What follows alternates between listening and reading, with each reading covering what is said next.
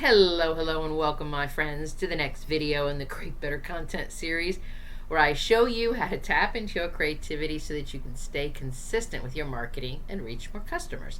My name is Penny, and I'm going to guide you through this content development process.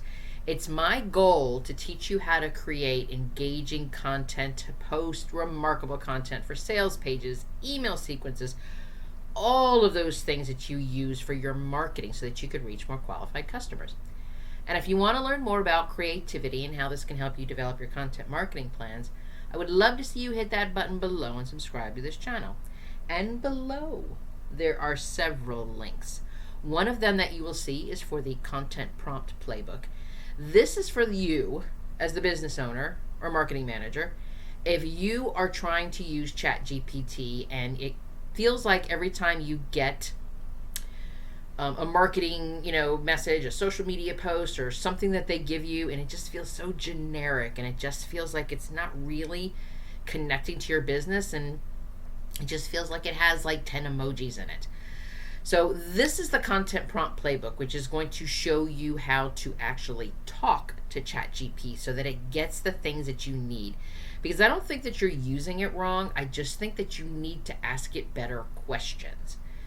So another link that you'll see down there is for the Marketing Strategy Collective program. You hear me talk about this group program all the time in these videos, and you see the link below so that you can personally join us and you can develop your own remarkable content, do it in a supportive group online space, and continue to learn more about marketing and your business and your goals and how you're going to keep moving forward into the new year. All right, you see the links below. You know what to do to learn more.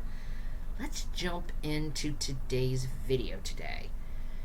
So today's video, we're still talking about planning, but I want to focus on something here.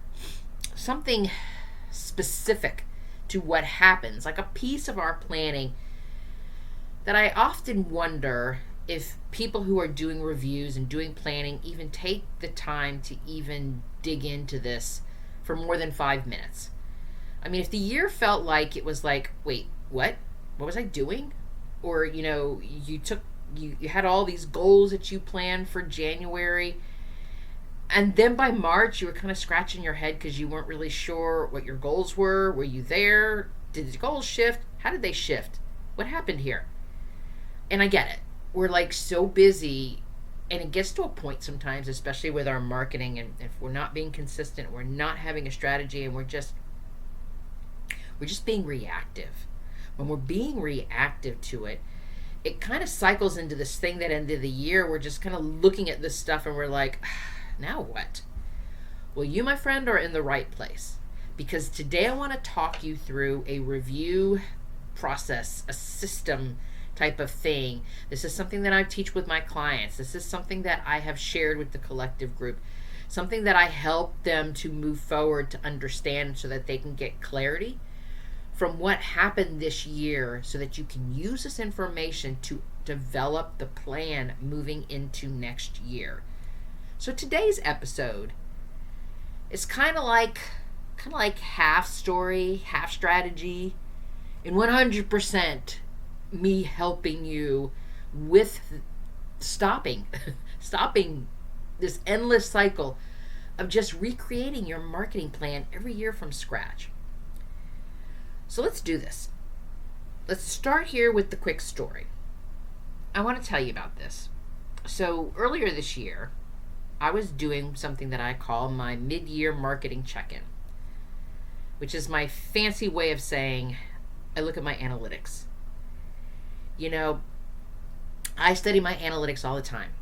I actually do monthly check-ins, and then when I do this big mid-year thing, it's not like I'm starting from scratch, so I've got months and months, and I can actually look at my notes, and I can look and see what's been going on, but I use this time to assess the numbers versus just saying, okay, this one went up, this one went down, like that kind of thing. But when I took a look at everything, I noticed I could see the things that were working really, really well. Like this YouTube channel. This YouTube channel of mine is growing. It is getting more traction, and I can and I don't want to go into the whole details of the reasons of the why, because I know what the whys are. But there were other things that were just like completely flopped, you know? And the old me maybe 5 years ago, definitely old me pre-COVID, definitely old me pre-metrics type of person, I would have just said, oh, this is terrible, this is wrong, just throw out this offer, nobody's interested, nobody wants to hear what I have to say, immediately turning the finger back at me instead of really taking a look at these numbers and taking a look at this data and saying to myself, what is this trying to teach me? And that's what I do with these check-ins. It's about understanding, what do these things teach me? What are these lessons that these numbers are showing me? Because I'm not just taking down this information to make me feel good. Or even on the flip side, when something's not working, I don't intentionally go into this going, I'm going to feel bad about that. That's not the goal of why I'm doing this. And nor is that the goal of what we're talking about today and why you should be doing something like this. And your mid-year review, your end-of-the-year review, your quarterly reviews, your monthly reviews, anytime you're doing this, look at this information and ask yourself, what is this trying to teach me? Because that question right there is going to change everything. And it really changed everything that happened to me this year. Because that's the energy that I want for you. That is the way that I want you to go into the new year with this plan. So before you start, getting excited about creating your plan, I do want you to gather up, look at, start looking at all that information. Dig into the clues your business has been sharing with you all year long. And I mean these clues like your blog post. Which ones were your best ones? Which ones were your worst? Your website traffic. Which pages are people landing on? Which pages are people not even going to, even if they have a sales page? So are your sales pages not even getting traffic? Are your email open rates, your click rates, have they gone up? Are they going down? What's going on with your offers? Did something sell? What didn't sell? What did you promote? Maybe you didn't even promote something and it sold because people are finding it, like that kind of stuff. What are people asking you about? Think about how these numbers aren't just numbers. They're actually milestones and bits and pieces or stops along the way of the customer journey. These are the steps that people are taking that make the sale. They read a post. They click over to your website. They download the freebie. They get on your email list. They're reading the email list. They click on the email list. They click on an offer. You see what I mean? So all of those statistics that I just labeled to you, and I said, look at this, look at this, look at this. What I just labeled to you, what I just described to you, better word, is how your business is making a sale. So when we're looking at these numbers, you may not be sending emails. So who am I to tell you to send emails? But I want you to do this. I want you to think that you're not just collecting this data to judge yourself. You're collecting this data so that you can stop guessing. You're collecting this data because your marketing leaves a trail. How they get into your perimeter. How do they find you? The social platforms, blog posts, videos, TikTok. How are they finding you? And what are the steps along the way? And how are they converting or are they not? And so your job with this review is to follow that trail, to see what's going on. Looking at these pests, what do these best posts have in common? What do the worst posts have in common? What are the topics? What are the themes? Is it the format? Are videos doing better than static posts? Are static posts doing better when you have a selfie connected to it? Look at what they have in common, the best and the worst. What topics? What content created the most conversations? Not just comments, but did people actually DM you? Did people click on the link and go over to your website? Which offers seem to resonate with people that whenever you posted up something about that, you ended up getting some traffic? Which ones that no matter how many pictures you use, how many videos or reels or TikToks you did, it wasn't going to work? which ones are these? And which, as you're moving through this, you can start to see the patterns, because this is the starting point that we look at. This is not just, I'm going to cross my fingers on January 1st and hope and dream that everything works for me this year. This is actually using real numbers from real people, because real people have participated and engaged with you. As much as I talk about ChatGPT, and I'm going to move into that even more in 2026, we always have to remember there's a human being on the other end. There's a human being on the end of that phone. There's a human being on the other end of that laptop. We're talking to human beings. Human beings are the ones that are taking the action. So the human beings are the ones that are telling you what topics they want to know about, what they want to click on, what they want to learn more from you. They're telling you this information, and that this is what the lessons are teaching you. So that's the question. When we go back to that question that I shared with you, what did this year teach me? What did this lesson teach me? Because every year is teaching us something. Sometimes it's really, really loud, like probably what happened with your business, like I did with mine during COVID. And sometimes it happens quietly, when we're just rebranding something and we're still settling in and we're still trying to get our feel for, our offers and who our community is and things like that. Maybe this year taught you that the type of content that you do, like maybe your community loves, like when you do behind the scenes stuff more than you're sitting there like a talking head and you're all polished with your, presentation slides. Maybe your customers responded to something that was a more simple solution instead of you telling them it took them 10 steps to do something. Those are the things that you want to look at. You want to think about the platform that you're on, the skills that you are doing. I keep talking about reskilling. Is there something that's been holding you back?